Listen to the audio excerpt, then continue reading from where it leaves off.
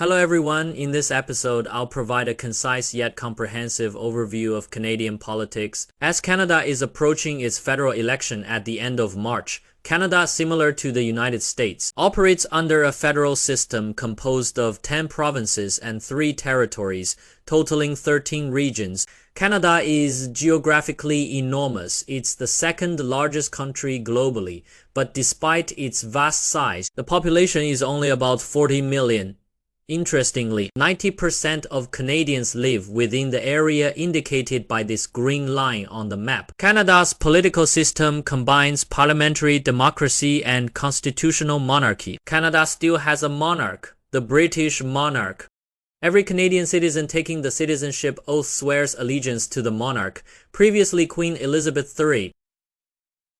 And now the oath has been updated to the current king officially. Canada remains part of the Commonwealth realm, with a governor-general representing the monarch. Although this position is largely ceremonial, real executive power lies with the Prime Minister. Canada's political structure also follows the separation of powers similar to the US, comprising executive, legislative, and judicial branches. The Prime Minister represents the executive branch, the Supreme Court represents the judicial branch, and the Parliament represents the legislative branch. Parliament consists of 2 houses, the Senate and the House of Commons. Canada's official languages are English and French, rooted deeply in its history as initially a colony divided between Britain and France. Historically, British territories were indicated in red, French territories called New France in blue, and indigenous territories in green. Conflicts between Britain and France led to the 7 Years' War, in which France allied with indigenous peoples against Britain but ultimately lost. Despite the loss, France later supported the American colonies during the American War of Independence.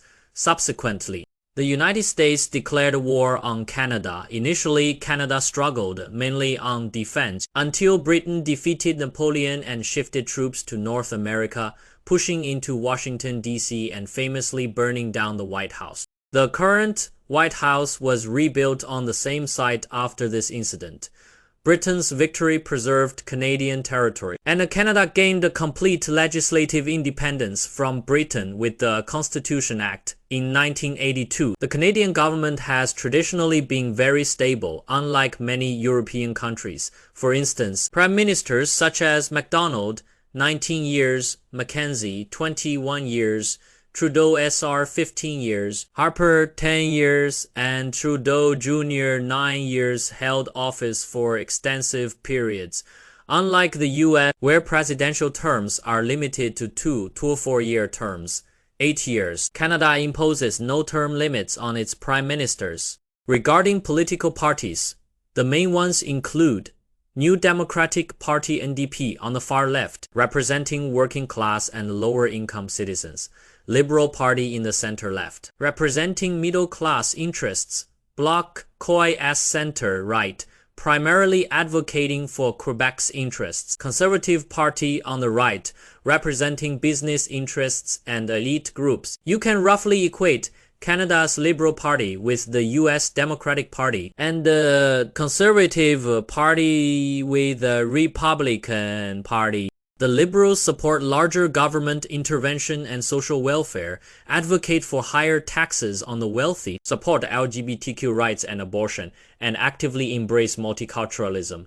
The Conservatives favor small government, oppose excessive taxation and government intervention, promote traditional values, are skeptical about gender diversity, and favor predominantly white cultural norms on environmental issues. The Liberals support carbon taxes and environmental protection, whereas the Conservatives prioritize industrial growth and oppose carbon taxes, arguing Canada needs rapid economic development.